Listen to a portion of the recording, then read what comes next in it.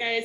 For those of you that are new or just logging in for the first time, this is our networking event. And so we're gonna wait a few minutes for everybody to get logged in, and then we get to break off into small groups and talk and get to know people.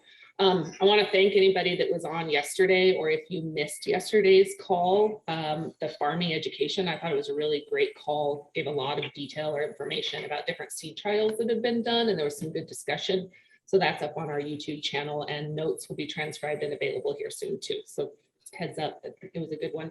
And then just a call out for anybody that is doing trials or seed trials or has data. We would love to help collaborate or promote when you guys are ready to be able to really share information and help you guys get your information to farmers. Yeah, that's all. But for those that are just logging on, Christy, it's good to see you. I haven't seen you for a minute. Hello, hello. Shane, hi again. Brad, hello. Dave, it's good to see you as always. Jerome, let's get something on the calendar, sir. I got something I want to talk to you about. Absolutely. Rusty, you too. Hi, Dave. Dave Cook. Robert, Ed, Rustlin, good to see you guys. Ed, how are you today? I'm well. How are you? Good. Good, good. If you guys have anything you want to share while we're waiting for people to get logged in, I'd love to hear from you. Glenn, I've got a project, if you can hear me, I've got a project I want to send over to you for. They've got a build for a, it's a tribal building that is going to house a rug and as a so it's just a basic, pretty simple building. But this group has an agreement on it, and they were asking about sustainable products, and I was like, oh, I've got somebody perfect to plug in here. So Glenn, I'll send you over an email. Thanks. You're awesome. Welcome, welcome. Yes, I've got a couple of you that I really would like to connect with or meet with, so I'm going to add my contact information or my calendar link here. Oh man, it may be challenging because my calendar was pretty full with the holidays, but I would love to meet with a few of you, especially as the holidays are coming up and time will slow down. My team has a little bit of time that we're going to really work on some things. So I'll add that in there. If anybody would like to jump on my calendar, I'd love to meet with you guys. Okay, so it looks like today's group may be a little bit smaller, which is, it doesn't really matter because it's still breaking off into small groups of 5 to 6 different people. But if any of you have anything you want to share real quick before we jump in, I'd love to hear from you. Dave, I see your mic is off. If you want to introduce yourself, maybe. Love to hear from you. Okay. Well, different Dave Greer and Dave Cook. Sorry, there's two Dave. Dave Greer, will you go second? And Dave Cook, will you go first? I'm sorry that there's 2 of you. Dave Cook, I'd love to hear from you. Can you hear me? Can, yes, sir. Go ahead. Yeah, hey, well, it's my first networking meeting. It's good to be here. It's good to see you, Ed, and Mandi, certainly. Yeah. And looking forward to the next hour. Awesome, perfect. Okay, you want to tell a little bit about what you do? Sure, I'm a weaver. I own Tuscarora Mills. My wife and I produce natural fiber fabrics here in the United States. We're based in Pennsylvania, and we draw upon a American and European supply chain of processors and farmers and growers and weavers and spinners to produce our fabrics here in the United States. Awesome. Well, it's good to have you back. For those of you that don't know Dave, he's incredible. Him and his team are really great. He's got great resources. He's a great resource himself. So Dave, if you want, you're welcome to share your contact information, and same to everybody else. If you'd like to share your contact information or have people reach out to you, feel free to do that. It will be in the chat. But this is our networking group where we break off into small groups of 4 or 5 people and then give you guys an opportunity to meet and kind of work projects out, get to know what everybody is doing. If you guys have anything specific within your group that comes up that you'd like to share when we come back together, I love bringing it up. It's really our way of cross-promoting and helping each other build this industry. And so we'll come back together and then break off again here in a little bit for another 15, 20-minute session. I try to keep this to right around an hour. Again, I shared my contact information in the chat or my calendar in the chat. If you guys would like to connect, I'd love to meet with you guys and really help promote this. In our group itself, or the Global Hemp Association, has a number of different projects that we're working on, from some research and development to putting projects together themselves, different education tools, standards.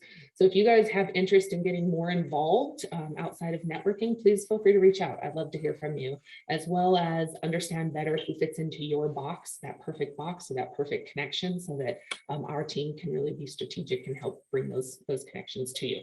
So without further ado, I will break off into, I guess I'll ask one more time if anybody else has anything pressing that they want to add before we break off into a small Yeah, just one thing. Please, I've chimed in on a lot of your sessions lately, and they've been fantastic. I've connected with more people, and I've learnt more things. And it's like, wow, this is just great. So I love it. It's a great time for me, because usually in France it's after 7 o'clock. So whilst I'm just sitting around doing nothing, I thought, oh, I'll get into this. So it's really fantastic. You're doing a great job. Fantastic.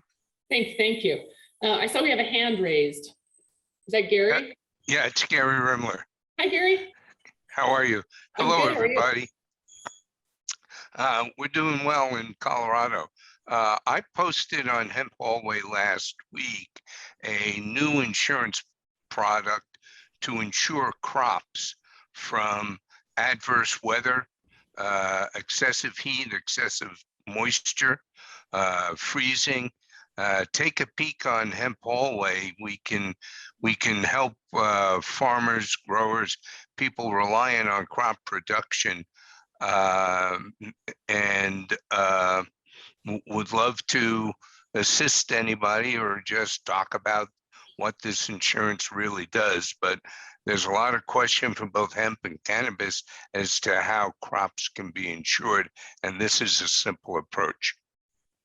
Awesome. Thanks, Gary. Is there a way for us to share that, or maybe I send that out in an email on our Monday email as well?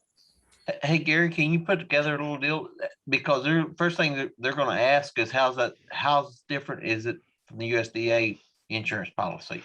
And I'm sure yours is better. Yeah, very quickly, it's completely different. It insures the actual event of freezing or too much moisture within a given time frame, and then you don't have to prove your loss. All you have to prove is the event occurred.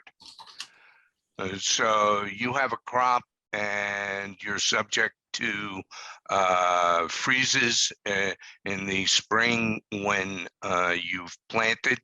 All you have to do is show between March 1st and April 2nd, temperatures drop below 40 degrees and the insurance will pay.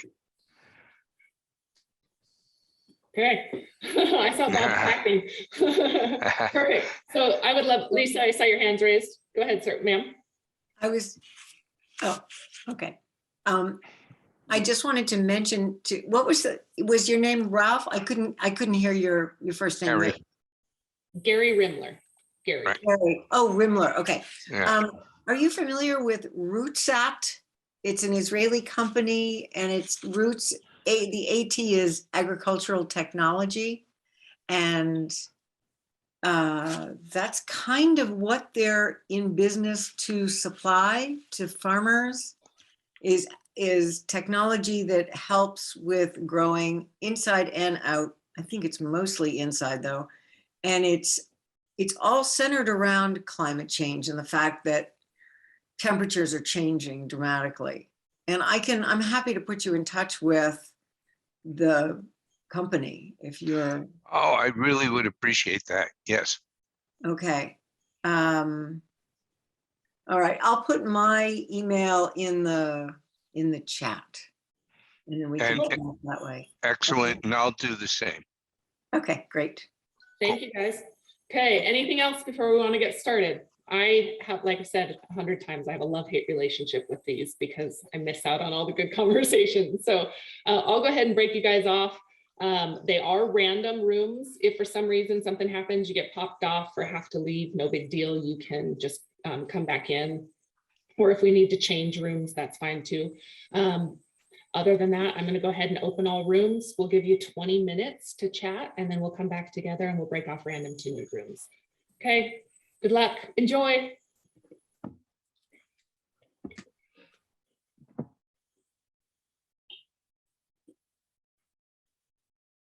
Perfect.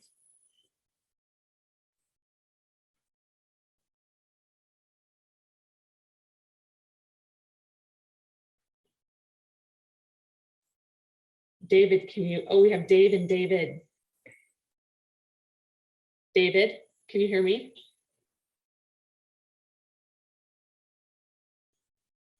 There's a group you're going into who you should talk to. Okay, now, do you hear me? Yes, if you join your room, there's somebody in your room that I want to connect you with, but I'm not going to tell you who yet. How do I, this is all new to me, honey. That's okay. Is there a button on your screen that says join room? Chat 11, join room, stop video. Yeah, you want to join the room. I don't see join room. There's more. Okay, let me see if I can do this. Join breakout. Yep, you got it. Yep. Okay. And then you're just going to introduce yourself and talk to people, but there's somebody in there that's involved in the auto industry. Okay. So just share what you're doing. Take a few minutes and everybody will take time to talk. Hey, Amber, can you hear me? Yes, hi. Hey, gorgeous. Everybody is in a break-off room. Do you want to join one? You know what? Actually, I have my daughter here. Yeah. Man, crazy day today, Mandy, and I have my baby right here, and my cousin who's 33 actually has ALS. It's a weird, long story, but I'm going to see his mom today, and that's why I have my daughter here. That's So, okay. yes. How about, why don't I just be on for the next one, baby? Baby. So right now, hi. Hello. No. Screen. No. No. So this meeting is all about talking to people because they're in breakout sessions. So if you don't want to talk, today isn't the best. You know, I'm a chatter, but today isn't the best time for me. And I have a don't lot blame going you. on. But I'm so glad I actually look. You know what? This must have been meant for me to just touch base with you. I have a million things going on, but you know what's crazy, Mandy? I'm going to tell you. Bob Moore, who's on your advisory board, in the last meeting, when you first did the breakout session, he was talking about a DeFi co-op. Do you know I'm working on that too? You are? I'm working on that too. Yeah. Florin, I can send you on LinkedIn the link of the man who's helping me. He's going to be on my advisory board. Yeah. And he's really into impact investing, really into crypto. And I've been working with him for months, and we have a lot going on. That's awesome. Yeah, and you know, I'm working with Pratt and Lefevre. And Mandy, I actually had a meeting with Steve. I'm blanking on his last name. I have my other phone around here. I want to say Estelle. Okay. Okay. Yeah. I had a 1-hour meeting with him. It was going to be Zoom, but our internet wasn't working too well, but we got to see each other. And he actually knows the firm that I'm working with, Pratt and Lefevre, because they invented the layering of corporations. So what they're helping me. Yes. And she's also going to be on my advisory board. So Tiffany, which he knows, Tiffany Stewart is taking over for Ron. I believe his name is Ron. I can't remember the CEO's name, but she's a very young woman. She's like young, you know, mid-20s. I have a son that's 26 and I have a daughter that's 2. So she's literally like my son's age. I shouldn't have my son, but she's literally like my son's age, and she's going to be taking over. And actually, I just introduced Florin, who's helping me with the impact investing, who I want to show you his link, and Tiffany. And they're very excited to know each other. And I was happy that Steve knew who that firm was and was also really glad about, you know, because I can't I can't get going. I can't do anything until I have everything worked out exactly how I need it to be. And it's been quite a battle. Quite a battle. Yeah, I can imagine. Anyways, I'll let you get back. I know you have to focus and do what you're doing, but thank you for everything you're doing, Mandi, and I'll be back around for sure. Okay, girl, call me when you need me. Thanks. Okay, thank you so much. Bye. Okay. See you later. Bye. Good luck. Hey, Bill, I just added you to a room. Everybody's in a breakout room. Hello, everyone. Lauren and Kurt. I don't know if you guys can hear me. Everybody is in a break-off room. They've been in for about 8 minutes. There's about 30 people on the call right now, and they're just in like small break-off rooms. If you guys would like to join a break-off room, we're welcome to. Otherwise, I'd love to chat with you and have you guys introduce yourselves if you'd like. Hi, Kurt. There you go. How are you, sir? Hey, I'm doing well. I hope you are too. I am, except for one of my dogs has the worst gas. Like, it's disgusting. Oh, yeah. Benefit to working, or I guess a disadvantage to working from home. Yeah. Yeah. Well, that's me too. So it's, but I'm here by myself. So it's, we don't have to worry about issues like that. I have my door open, but I don't know what's happened. But how are you? How are you doing? It's been, we're okay. You know, it's been quite a year. So, as you know, so we've, we've made some great progress. We've still got lots of great progress to go, but we'll see. It's like a lot of these things. It's all a work in progress, and you just have to keep pushing forward, right?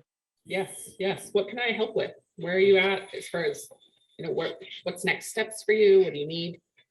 Well, right now it's about the major funding. We've put about $2.3 million into the project so far. We've acquired our 3 key pieces of land. We've locked up stuff so that we are, created a barrier to entry for others to participate in this, our green community. And so we've really just blocked it all out. We've got the water in place. We've, all the pieces are falling into place. We're going through the town of Hayden up in Northwest Colorado, where our project is we're in discussions with them to approve what we want to do in our industrial zone, which has a couple of model homes, as well as the facility where we're looking to make hemp blocks for our building.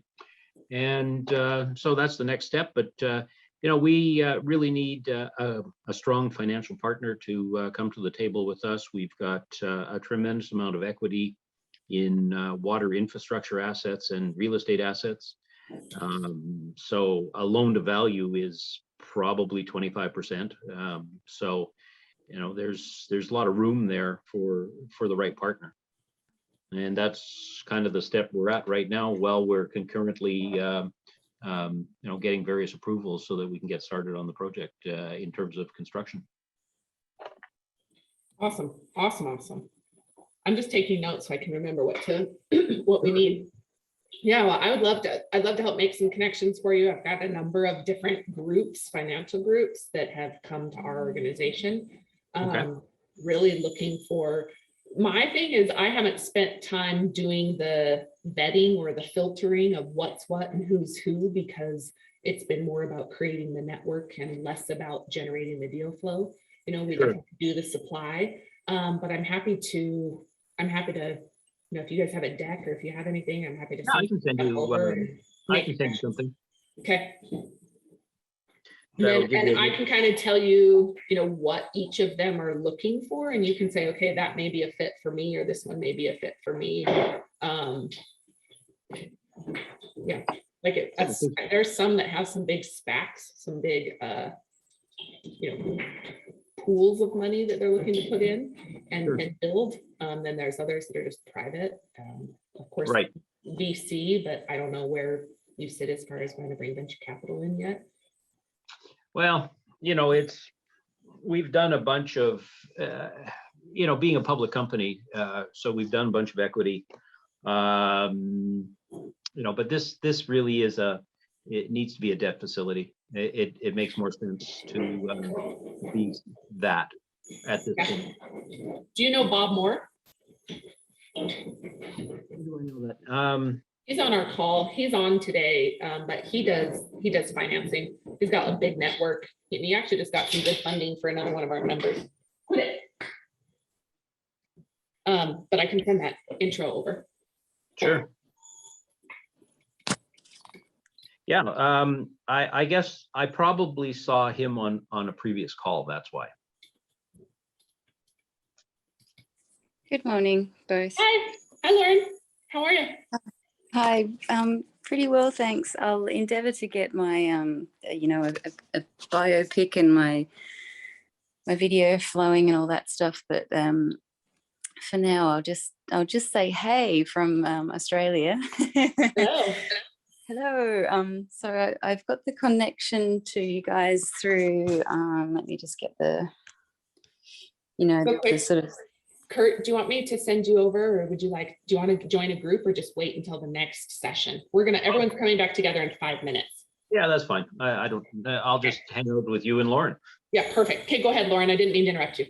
No, that's all right. I'm super happy to be in the flow as it unfolds, and I'm getting better and better at doing that. You know, as intentionality works, right? So I was just speaking with Robert Brunet. What's his name? Martin.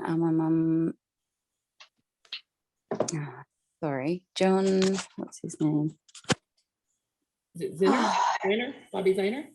Hoffman. Oh, the guy in Hawaii. Did he come across? Yep. Cool. He needs to be snaveled. He's like an activist from way back, man, and he's been like, you know, talking with the UN back in the 90s or whatever, and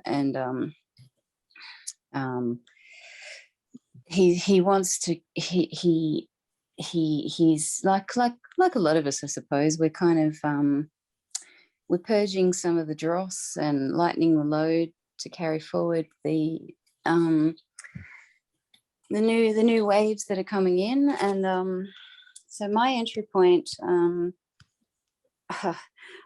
a global citizen from perspective, right? And so I see myself as part of the designer crew of the next wave back to doing things in a more nourishing way, because I get a sense that there's a collective acknowledgement that the way we're doing things now is kind of on a trajectory to a dead planet. So let's not go there, and let's connect dots in the ways that will sustain life on this earth. And so here we are. And money is not the root of all evil. In fact, it can be a wonderful connecting force for thriving economies. So I'll just kind of park it there for the second. So are you in hemp? Are you in the hemp industry now, or are you just are you utilizing it or growing it right now? I'm mostly a believer. Okay. I've been strategically unaffiliated with anything in particular, because I've been collecting data very broadly. But that all said, hemp is the champion resource that humanity needs. So you're on a good group and a good call. When everybody comes back together, there's about 30 people that, you know, have been in the industry for quite a while and firmly believe that. And so, and I think definitely in line with changing the way things are done. And I think for the first time we see prosperity, you know, that it's profitable and sustainable. Excellent. So it's pretty exciting that the two conversations really come hand in hand anymore, but it's still very chicken and egg. And Kurt, you get it. So, okay, well, I'm going to bring everybody back together and give everybody a warning just to come back together. Let's see, give them a minute.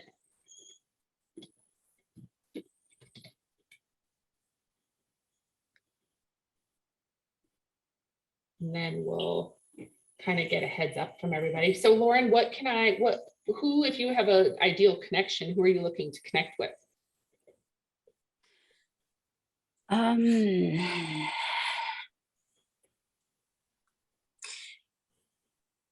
You, from the perspective of, I tend to work with the leadership. Well,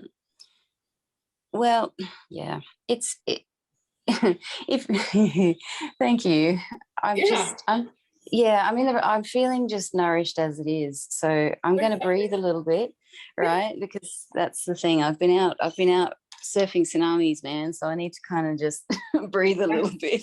Well, when you do, or if you know, I'm happy to help facilitate that, or kind of help guide to who may be, within that idea, or a leader of a group maybe, or of an organization. You just kind of let me know what that looks like, and I'd love to support you however you can. It's the fundings, it's the political campaigns so far as the US and globally as well, right? We need to just get on board with this. Isn't an us versus them thing. It's an us. Agreed. It's an us thing.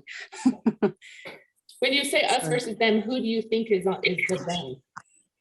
No, I don't. This is what I'm saying. I'm not. We all live on the same side because it's an enclosed system, right? So it's time to clean up the airs, clean up our accounting structures, and take care of ourselves, like Mama Nature, who's taking care of us, and learn how to live and make a living while we're doing it. Yes, I think we're all open to that. How, it's always a question. Hi guys, how are you? Welcome back. Good to see you, John. How are you? Likewise. Figured I was about due to check in and see how you're. I'm so glad that you did. Let's connect. I actually, like I said, I've got some time off. I booked a couple weeks off my calendar to do things. So let's connect. I actually have somebody I'd like to introduce you to also. Okay. As everybody else comes back in, do you have anything you want to share? Christy, what's been new in your world? Not too much. Just figuring out what supply chain we really are going to be focusing on. It kind of shifts around from protein, bedding, plastics, packaging. So it's an ongoing discussion of how we're going to contribute, and it's a moving target at the moment. I hear that. Fixing the plane while it's flying, you guys. Like, it's been in the air for a while. We just hope it doesn't crash and burn. But that's great. Well, does anybody else have anything that they'd like to share? Bill, hello. I don't know if you'd like to talk a little bit about what you're working on, or what you might need. You're on mute. Yeah, just Bill, I forget there's two Bills. I'm sorry. There's Bill, a couple. Yeah, Bill Rafferty. Go ahead, sir. Oh no. Who, Bill Althouse or? You're right. Okay, Rafferty. Yes. No, Bill Rafferty here, Wyatt Group, and we are more or less third-party verification. We do audits and supply chain verification from seed or seedling all the way through to finished goods on store shelves or dispensary shelves. We have as I said, we got an agriculture division more or less where we cover anything from the farm up into a warehouse, and then our food services guy, his team, that picks it up from there all the way through all the facilities.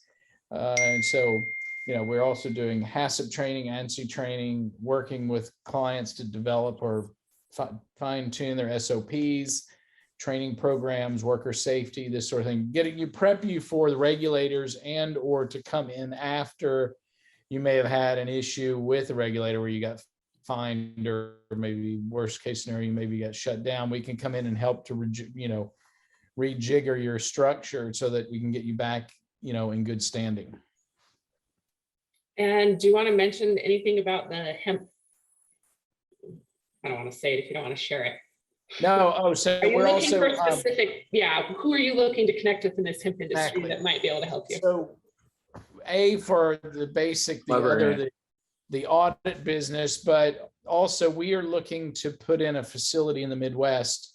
A facility with ultimately looking at the production of two lines of products. One would be the plastic replacements, non-fossil fuel, hemp-based biodegradable material that can be molded into anything from bags to containers to whatnot. And the other line would be more on textiles. You know, I have a pretty strong history in cotton, and historically speaking, my family was in the cotton business for a long time. And looking at somehow figuring out how we can start to, you know, have textile, you know, hemp-based textile fabrics in the US, you know, on a greater volume versus all the importation that's taking place. So if anybody is along those lines or has input there, I'm all ears, as we're just getting started with this. And my younger brother set up, he's a farmer in the Midwest, he set up a hemp growers association for that state. So, you know, we're very interested and curious, and anything anybody has or wants to talk about, I'm all ears. I might be able to help you with that, Bill. My name's Paul Von Hartman. Share your contact info, Paul. Drop that in. Paul. Okay, so this is there. I know Bill and I have spoken a couple of times. I know there's a few of you on this call that would be great connections. A few of you are aware of the opportunity, and so thank you, Bill. Is there anything else that maybe you guys heard or you're aware of in your meeting that maybe other people you know within this group could potentially help or support? I'd love to hear maybe what you need, what's going on. Nick, if you have any updates on your projects of things that you may be looking for. Sure, I absorbed all of the time in our group, so I promised them that I would not do that okay. around. But I will put into our into the chat there a link to the press release that we did a couple of weeks ago on our renewable energy, particularly our renewable natural gas and renewable electricity project that we are doing in Missouri with a company called Circular Syntech. So this is a great opportunity, we think, for the co-op members to have a source for for us to be able to purchase hemp and be able to put into that renewable fuels project. So I'll put that in there so everybody can learn about it. Awesome.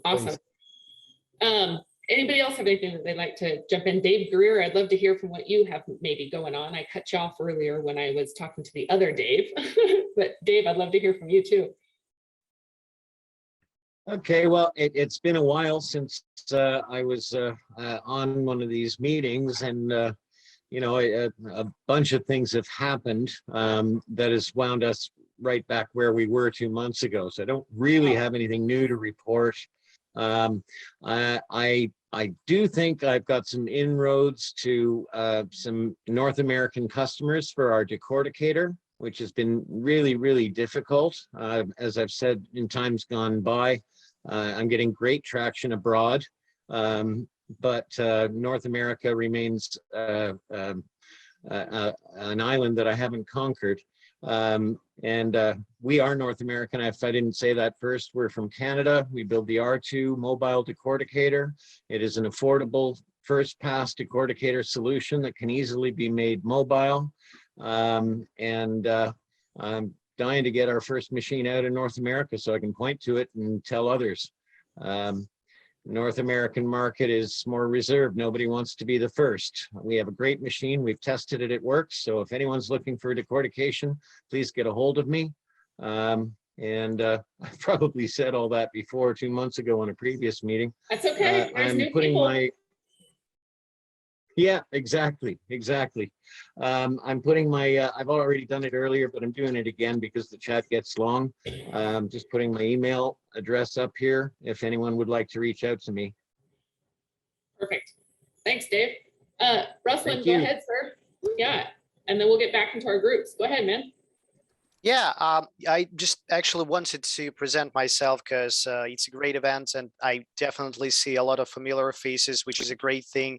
I believe it's my second or third time I'm participating on your networking events, and I'll be honest with you, I absolutely love it.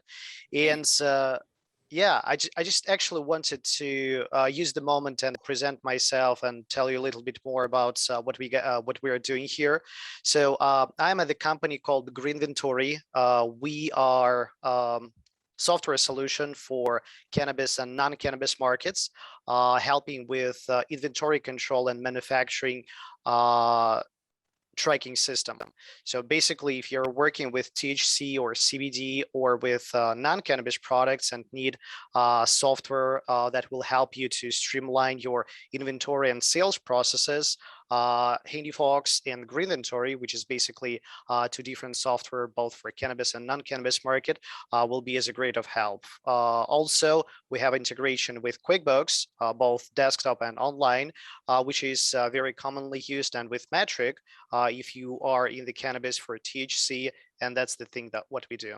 I'm going to put all the information in my chat, and yeah, if you're going to be interested, feel free to knock at my LinkedIn door or just email me directly. Thank you. Cool. Well, thank you very, very much. Okay, so let's break off into small groups. There's a few other of you that I'd love to call on or talk to and really highlight that haven't been on. I see Andrew's on and hasn't really highlighted before. So if he'll let me maybe call on him next time or when we come back together. But we'll break off into random groups again. Hi, Scott. I see your camera's on as well. Hello, hello. Break off into random groups. We'll go another 20 minutes right up to the noon or 12 o'clock hour, I guess 12 o'clock my time. Bill, are you good still? Yep. Good. Okay. Okay, perfect. Let me set these up. Recreate rooms. I'm going to add another room this time. Okay, hopefully you're not all in the same room as you were last time. That's happened before. Okay, you guys are set. Enjoy.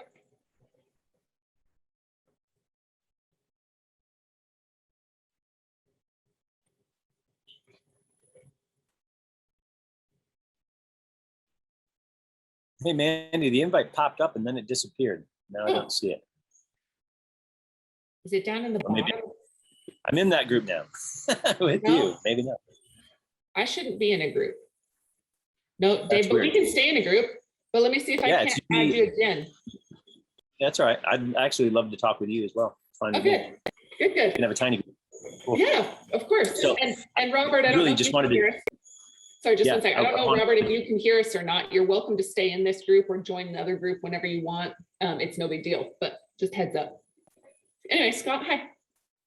Hi. Yeah, it's good to finally talk with you one-on-one. I really appreciate you you gracing us such access to your wonderful networking group. It's been a huge boon. We are obviously money strapped, as most are in this new industry, but we are spreading ourselves pretty thin, and I'm trying to rally in my troops to be a little bit more vertically focused as we enter the new year. But it's hard because we've got so many different ventures right at that point now where I've finished one, we spun off two, and we've got a third ready to go. We're kind of a warehouse, I guess, at this point of startups. I don't know how much you have looked into what it is that we do at Root, but Root Origins is pretty old, at least in the world of hemp. We're a 7-year-old company and have a number of products in different divisions. We've got 2 patents, and we're opening up Latin America. That's really why I'm networking with most people, because I also founded last year a co-op here in Ohio. And I shouldn't really say that we founded a co-op. It's not functioning yet. It's just in name.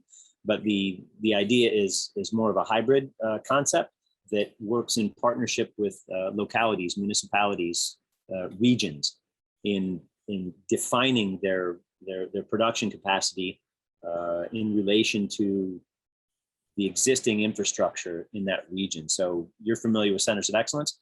We're essentially working on a state-by-state basis with their Department of Agricultures and others to identify through a quick research studies which areas have the most readily available infrastructure and workforce to start producing hemp-made products that are relevant to the infrastructure and workforce that's in that area. So we're kind of trying to build a puzzle on a state-by-state basis. This area's got, good steel production. This area's got good furniture production. This area's got good medical production. This area's got blah, blah, blah. And then we simply align the genetics that are most favorable to that microclimate and that infrastructure so that they match. And that way we'll spend less time building new factories, instead spending more time retooling old ones because it's faster. And that's really where we are right now. So we're working with a number of research universities, both here in Ohio and in Latin America.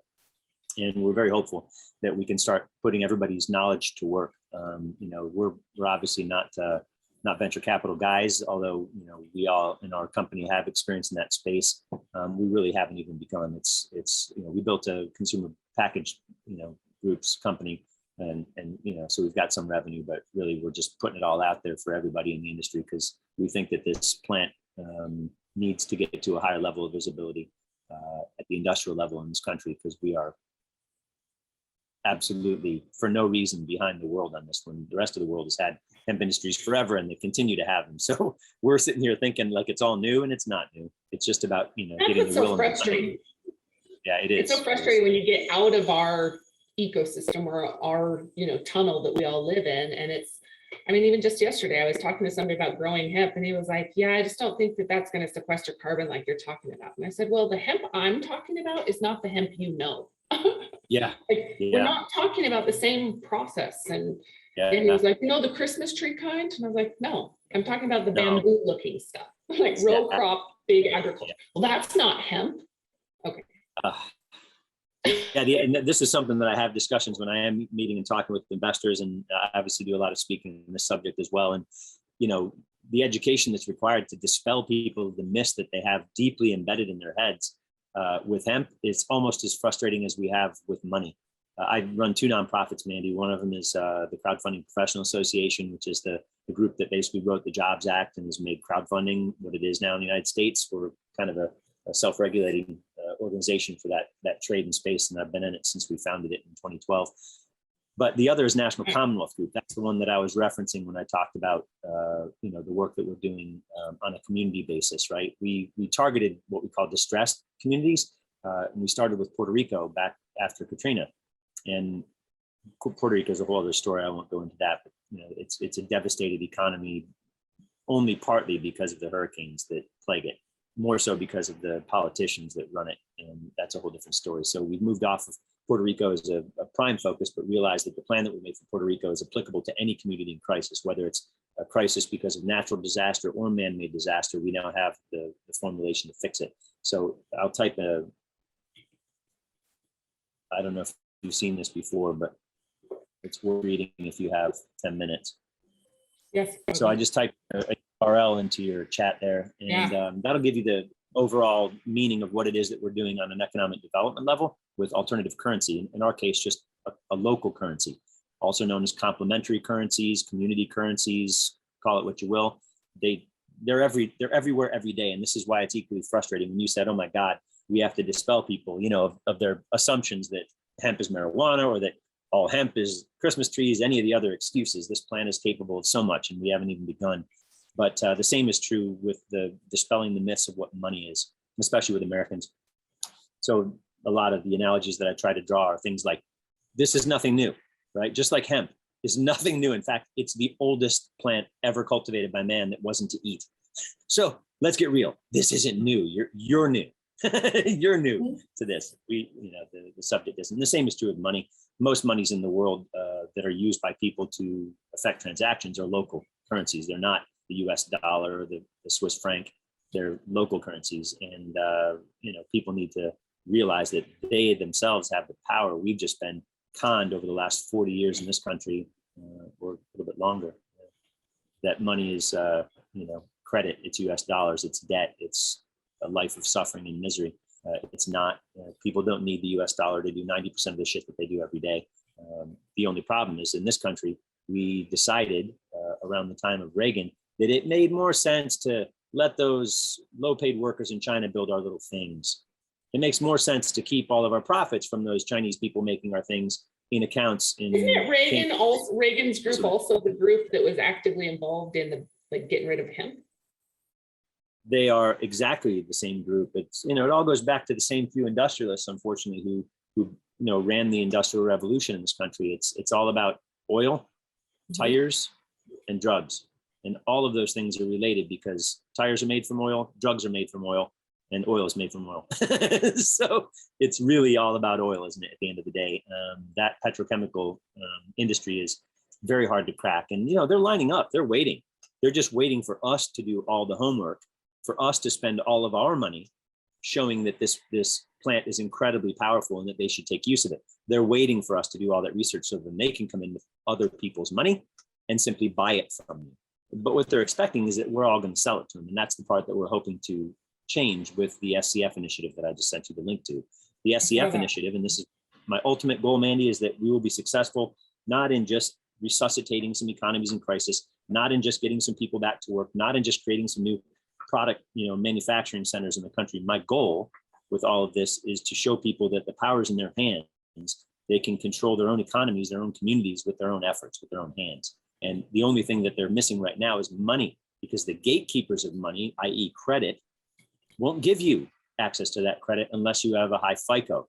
That FICO is part of the triumvirate of scam, right? It's part of the game. And the thing is, they butcher you from age 18 by giving you a loan to take college courses that you really shouldn't be taking. Oh, I'm stuck in this. I am this perfect, I rent $2,500 a month rent. I can't get a house right now. I'm a single mom. Yeah. Guess what?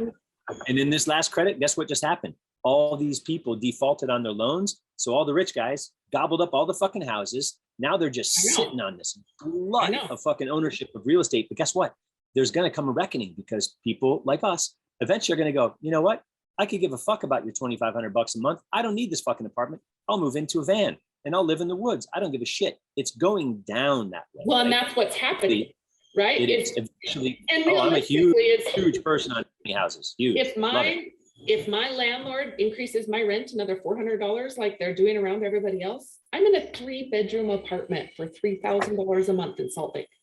What in the Salt Lake, dude? I could understand that in San Francisco. But no, that's they don't care, because there's a whole line of people from San Francisco that are waiting to rent. They're waiting to take our houses. Okay, so then get this. Here's another thing that really frustrated me. I've been meeting with all these big builders to bring contracts into the industry for construction and building materials, right?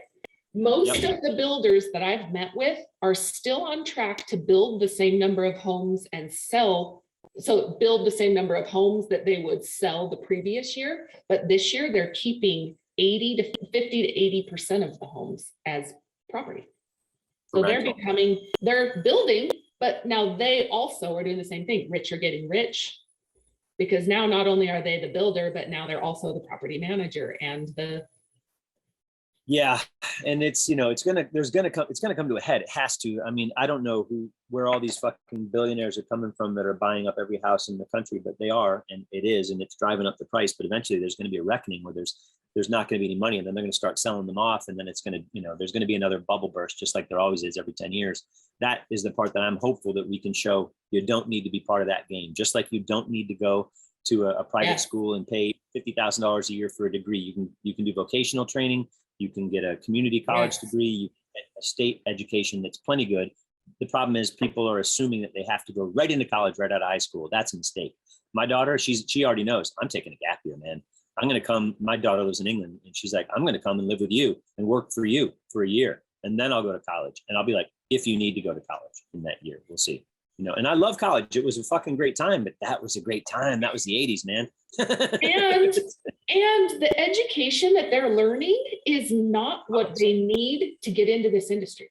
Like, it's not. It's not years out. Sales skills. And my daughter has a sales skills personality. She dives in. She's not afraid. And I was like, go do that. Go be an entrepreneur. Yeah. Go create your own opportunity. Don't go work for somebody else. And she's 19. How old is your daughter? Oh, wow. Yeah, my daughter's almost 17, so I'm with you on that. It's a trick, man. But anyway, so my goal is, after we do this first pilot, is to show a community, look, what do you need? What do you need? 30, 40, 50% of your people are underemployed or unemployed. That's a guarantee. So they're not making enough to do anything unique. They can't start a business. They don't have the skills to start a business, even if they did have the money to start a business. So my work, I was a director at the University of Toledo. I built the school's first Office of Student Entrepreneurship, built the incubator, built the co-working space, built the pitch program, the competitions, all of it. So I've got all that tech that's good. It's part of the SCF. But unless you have entrepreneurship and workforce development, unless you have access to capital, unless you have a strong mentor, advisory, or volunteer network in that town, you have to have all of it for it to work. To actually elevate a community into the modern economy, you have to have all those things. The one thing that I want to come out of this with is, once they start getting elevated, once they show, oh, I am accountable to someone else's money. Oh, I am accountable to my neighbors and to the community in which we live, and to nature. Once they start to show all that, guess what? You don't need a FICO score, in my opinion, because by the time you've done those things from a young age, especially if we start them when they're young, By the time you get up to that level that you would qualify for a bank loan, that you would look attractive to a lender or to a venture capitalist, by the time you get there, you'll realize, don't need your money, don't want your money. Happy doing what I'm doing, and I've been doing just fine. My neighbors are happy with me. I'm happy with my neighbors, and I want to stay. That's what we can do in a small town. You know, for the kids who want to go out and enjoy the big city and all that stuff, there's plenty of them, plenty of big cities for them. I want to bring opportunity to the small city. This is where we have the biggest impact, right? Is in those rural communities. There's one in Utah that I'm looking at, right? It's got an extension of the land grant college at it. It's a oil and gas town. It's tribal, and it has the main transportation, the road, the roads, because it's been an oil filled town. Hi Nick, how are you? Welcome, you're on mute. Hi. Hey, Nick.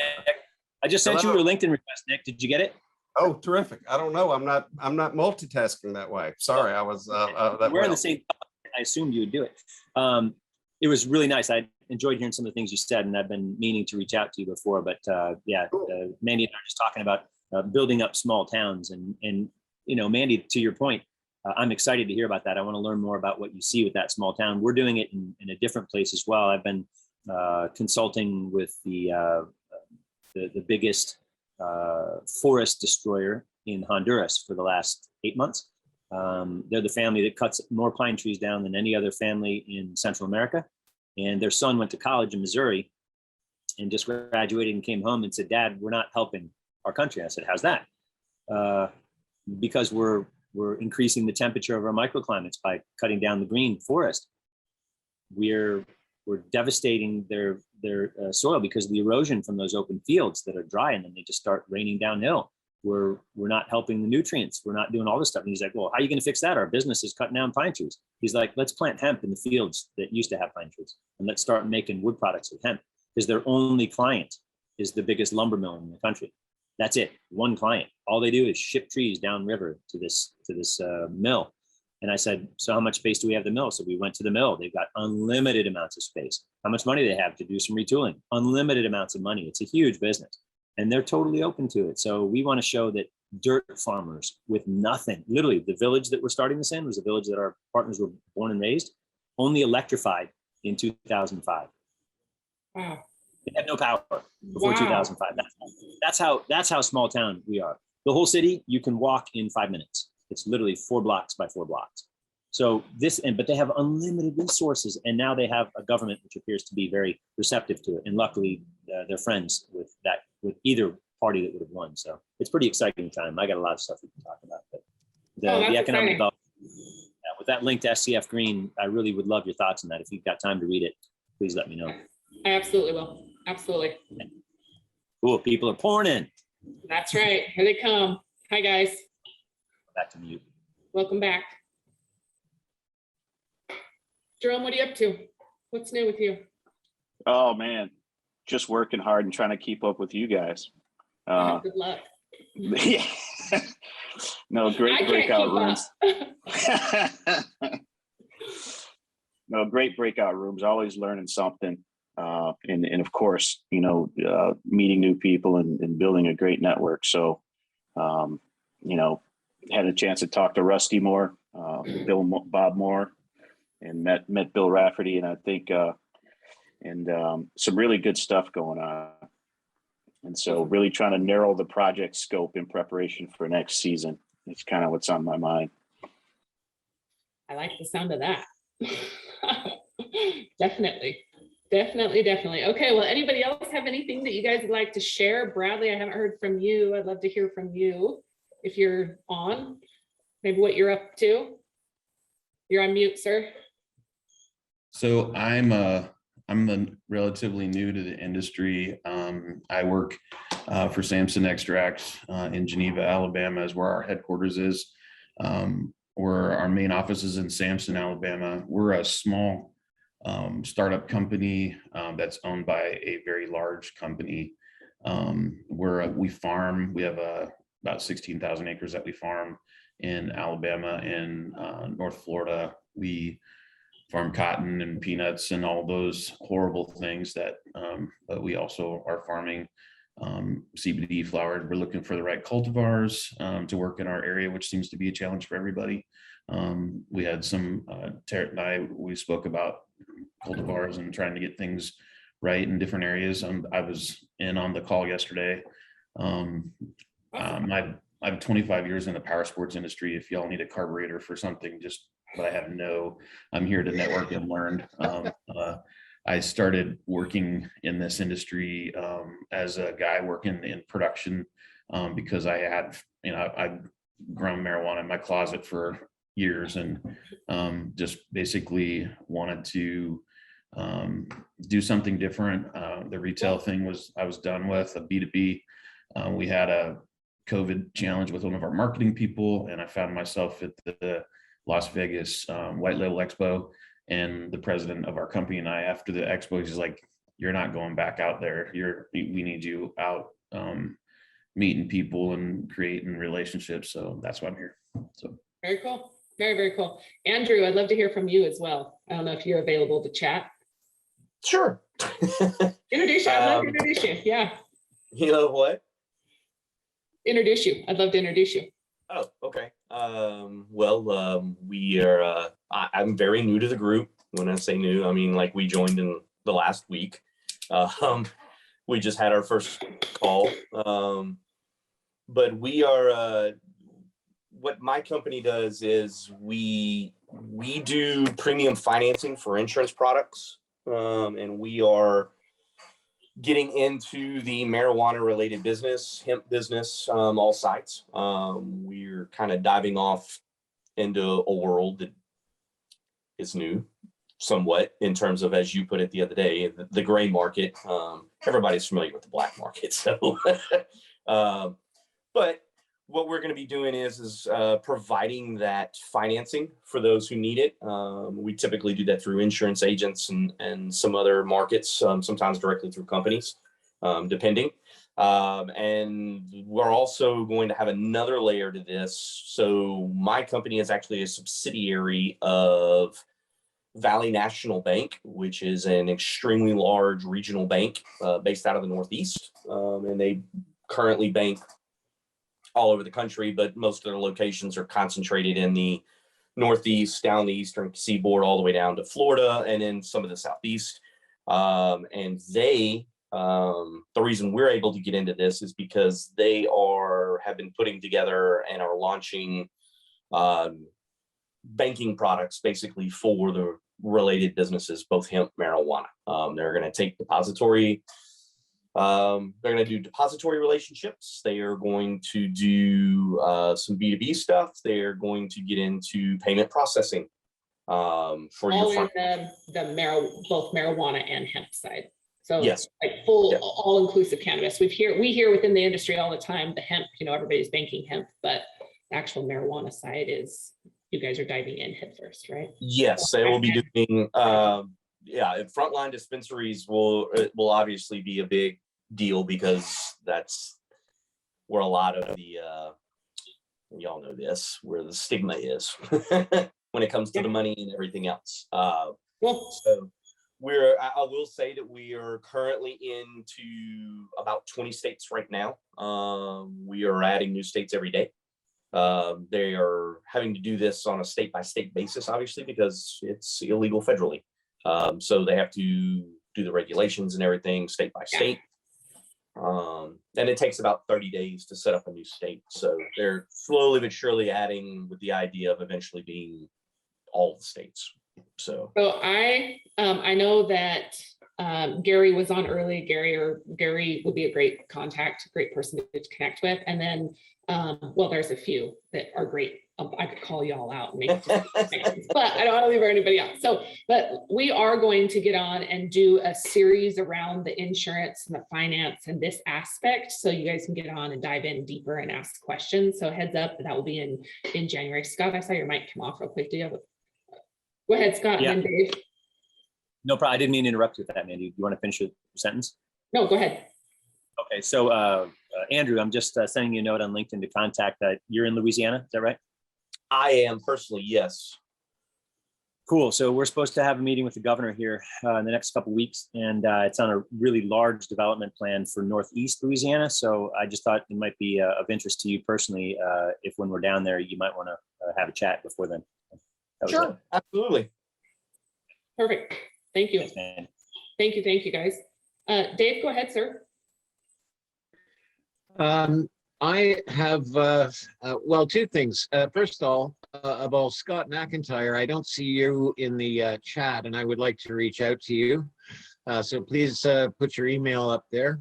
But the other thing that I want to say is I don't know if there's anyone here from Europe, but one of the pain points that we're going through right now is getting a CE mark so that we can legally sell our machinery in Europe. And I would ask that anyone who has any knowledge of these processes, how they work, and what to watch out for, I would love to make a connection with. Awesome. Thank you. I'll send over a couple to you too that may be able to at least start conversation. And again, get into Hemp Hallway because you can actually circle and look over Europe itself and see who in our network is in Europe. So that will help also. I may have somebody that can help with that too. So. Awesome. Thanks, Fred. Anybody else have anything that they want to add? I saw that there were a couple that came on late, both Ryan and Glenn. We started about an hour ago, so just heads up, this is the end of our meeting. But Glenn, I know that, remind me again, was it Lisa? Lisa, was it you that was introduced by Glenn? Is that what we started with in the morning? Okay, in the beginning, somebody said, I just met with Glenn. Okay, anyways, so Glenn, you got a good shout out right when we joined this morning about how somebody was so proud and so glad to have you really participate in all the work that you've done. So well, thanks, aloha from Kauai, and thank you, Mandy, for all that you're doing. And I'll just say that we had a land blessing last week. We've got 11 homes that we're going to build that are going to be permanently affordable, and we're going to put as many hemp products in there as we can. So that's just a quick update. And I lead the Ohana Legacy Foundation. So we're a nonprofit focused on attainable housing. I love it. Great work. I'll be moving to Kauai. Come on down, girl. You got a place. Okay, well, thank you guys very, very much. Again, get on Hemp Hallway. Heads up, Hemp Hallway is up today, but I think it's going down tomorrow because we're adding some things to it. But just a heads up that within the next week or so, it will be back up. But it is a really good resource and tool. So all of our events, our newsletters will still go out on Monday. Watch out for our events the following week. Tomorrow, I've got an interview.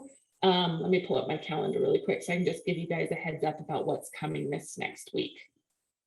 Tomorrow, we've got an interview at 9 a.m. and then next Tuesday at 1 p.m. is our carbon meeting. So for anybody that wants to join, it's a pretty good group. We get about 100 people on that call. We've got some great speakers. And then on Thursday at 2 p.m. Mountain Time is our education Q&A series. So it's where we have more of an opportunity to bring guests. I'm going to put this out there again. Anybody you guys want to hear from, or if you guys have something that you'd like to share, especially our members, I would love to schedule you for an opportunity to come up and talk about what you're working on. Also, for people that we've already done interviews on, I'd like updates. I cannot tell you how many people we started in the CBD industry or started in one place and now are doing something completely different. So I'd love to hear that as well. So if you have people or things that you see that are going on in the industry, shoot them over to me. It's pretty easy, or it's rewarding to be able to have a microphone in front of you. And so it makes it easier to get people up and join our network when we can give them a platform and a voice. And so if you guys have specific people that we want to bring in, let's do that. Other than that, you guys have anything else you want to share before we sign off? No, you're good. Nick, let's follow up. I know we'll talk Friday. I've got more stuff to share with you. In fact, Neil, I may add you to that call if you are available, or Drew or Rusty, actually, either of you to the farm call, because we've got some things we're working on or that have already started for our farmers group. And so just put our agronomist on the program. Okay, he's going to join us too. So excellent. Thanks. Okay. Well, thank you guys. Thank you. Please connect with me if you need anything. holler. Thank you. Thank Thanks, you. Justin. Bye, guys. Glad to meet you all. Great to meet you guys.